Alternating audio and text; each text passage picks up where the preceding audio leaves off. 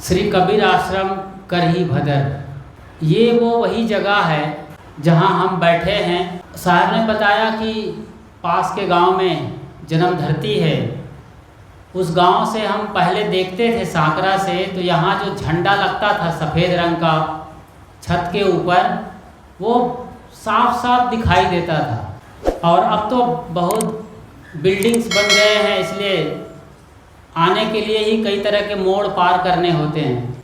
इसी जगह पर आज हम पूज्यवर गुरुदेव सदगुरु अभिलाष साहेब जी के गुरुवर, जिन्हें महंत साहेब जी भी कहा जाता रहा है, यानी सदगुरु राम सूरत साहेब, यहीं जहाँ बैठे हैं इसी जगह पर। ये केवल एक पक्की बिल्डिंग के नाम पर यही थी, बाकी उधर कच्चे कमरे थे और वो तो था ही नहीं जो सामने दिख रहा है मिट्टी का खपरेल वाला घर, तो उसी के करीब का घर यहाँ पर बना हुआ था, वो भी बाद में।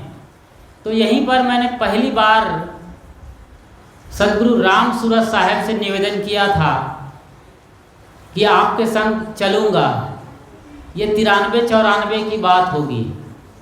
साहेब बात सुने लेकिन ज़्यादा ध्यान नहीं दिए, और मैं ये भी जानता था कि सदगुरु अभिलाष साहेब भी यहाँ आते रहे हैं, बचपन से गुरुजनों का दर्शन होता रहा है, तो देख रहा था, समझ रहा था।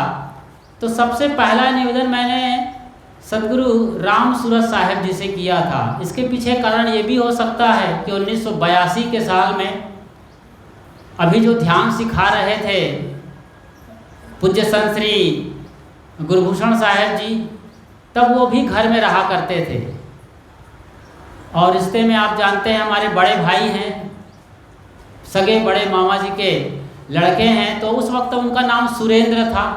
वो कॉलेज कर रहे थे और हम बहुत छोटे थे, करीब करीब 5-6 साल की उम्र रही होगी, स्कूल भी नहीं जा रहे थे। तो 82 के साल में हम सब इलाहाबाद, अयोध्या, बनारस पूरे परिवार के संग गए हुए थे।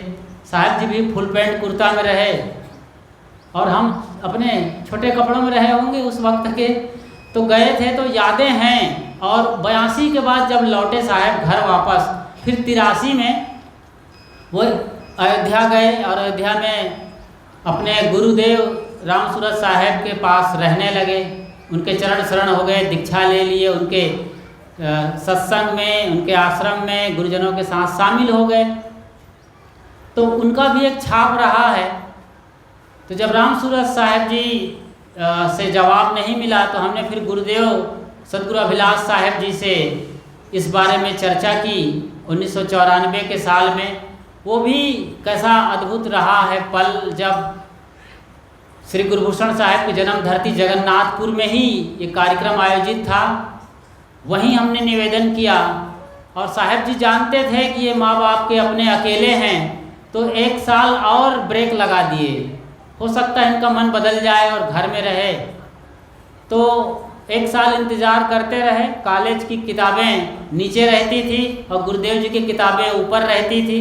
शाश्वत जीवन पढ़ता था और एक कल्याण पथ, ये 2 बड़ी अच्छी किताबें उस वक्त हमें लगती थी, पढ़ते रहे।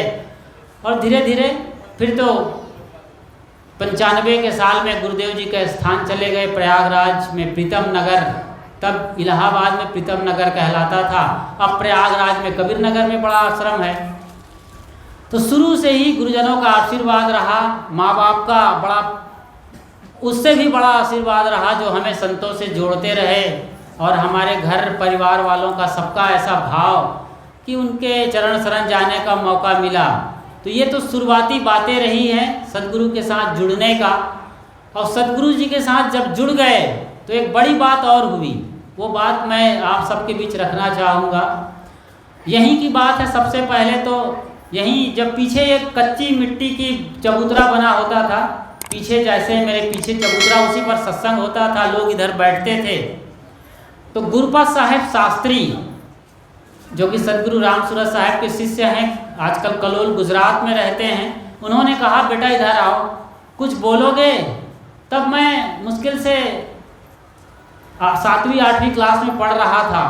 लेकिन मैं 15 अगस्त 26 जनवरी के दिन बोलता था स्कूल में, तो उसने पहली बार मंच दिया था बोलने के लिए संतों के बीच में।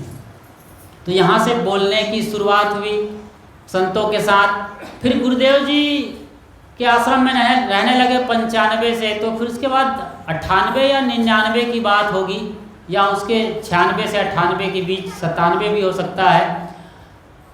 हम और अभी संचालन कर रहे थे श्री देवेंद्र साहब जी, हम दोनों की ड्यूटी लगी थी माघ मेला में। माघ मेला हर साल लगता है इलाहाबाद यानी प्रयागराज में, जहाँ पर कुंभ मेला लगता है। अगला कुंभ मेला 25 में लगेगा, जनवरी के महीने में। आप सब आएंगे। तो कुंभ मेला के वो तो 12 साल में लगता है, लेकिन हर साल माघ मेला लगता है। तो माघ मेला में हमारी दोनों की ड्यूटी कहाँ लगी थी? किताब की दुकान में। तो एक बुक स्टॉल था, पक्का बनाए थे, मतलब पन्नी से, क्योंकि माघ पूस के महीने में अच्छी खासी ठंडी पड़ती है प्रयागराज में, शीत बरसता है, तो टप टप पानी बरस रहा था उस सीजन में। और तो पन्नी लगा करके किताबों को बड़े हिसाब से रखा जाता था। फिर दिन में हम लोग स्टॉल लगाते थे, लोग आते थे मेला घूमने वाले, सदगुरु अभिलाष साहब जी के साहित्य खरीदते थे। उन्होंने जो कबीर साहब पर लिखा है व्याख्या दोनों खंडों में, वो बहुत बिकती थी। मूल बीजक तो बिकता ही था। तो ये सिलसिला चलता रहा। छत्तीसगढ़ में गुरुदेव सदगुरु अभिलाष साहब की रामत चल रही थी, और बाकी संत भी थे 10, 12, 15 की तादाद में। इसी बीच देवेंद्र साहब को बुलाया गया छत्तीसगढ़, तो वो आने को तैयार हुए। तो हमसे कहने लगे कि मैं जा रहा हूँ जी, लोग पूछेंगे मेला में क्या क्या हो रहा है, बड़ा प्रसिद्ध मेला है यहाँ का, तो क्या क्या हो रहा है, क्या बताऊँगा, मुझे कुछ जल्दी में बताने आता नहीं है। और उसने कहा कि तुम जाते हो शाम को घूमने के लिए फ्री टाइम में, तो कुछ बताओ, कैसे कैसे बताऊँगा। तो मैंने कहा कुछ तो बताया। फिर कहा साहब एक मेरे पास पैड था, वो मेडिकल वालों का पैड नहीं आता जिस पर वो डिस्क्रिप्शन लिखते हैं, वो पैड था लिखने का, कोरा कागज, उस पर पूरा मेले का विवरण लिख दिया। और वो मेले का विवरण लेकर के साहब जी छत्तीसगढ़ आए गुरुदेव जी के पास, और वो विवरण में बहुत कुछ लिखा था। मेले का विवरण अच्छे ढंग से लिखा था। कहीं सक्रिय योग चल रहा था, तो कहीं पर योगी सत्यम का अक्रिय योग चल रहा था, कोई कांटे पर लेटा हुआ था, तो कोई बड़े मंच पर सत्संग कर रहा। ये पूरा नज़ारा आंखों देखा हाल लिख दिया था। संतों के पास वो पेपर, वो पैड घूमते घूमते वो जो लेख था गुरुदेव जी के टेबल पर पहुंच गया किसी के ज़रिए। तो गुरुदेव जी ने पढ़ा उसे और कहा कि ये तो इतना अच्छा लिखा है कि पारक प्रकाश में छापने लायक है। तो उन्होंने उस वक्त तक व्यवस्थापक और वर्तमान गुरुदेव धर्मेंद्र साहब जी को फ़ोन किए, और वो फैक्स किए। फिर वो फैक्स का ज़माना रहा, फैक्स कर दिए, वो पैड आ गया जिस पर हमने लिखा था वो लेख। फिर बाद में पारक प्रकाश पत्रिका में छाप दिया गया। और गुरुदेव जी ने जब वापस वो मिले, मतलब दर्शन हुए साहब के रामत के बाद इलाहाबाद में, तो बहुत गले से लगाकर बहुत आशीर्वाद दिया कि बेटा तुमने अच्छा लिखा है, लिखने का काम चालू रखो। फिर उनके आशीर्वाद से लिखने की परंपरा शुरू हुई और मैं पारक प्रकाश में लिखता रहा। इतना कुछ बताने का सार निचोड़ ये है कि गुरुदेव जी संतों को, अपने शिष्यों को बहुत बारीकी से परखते थे।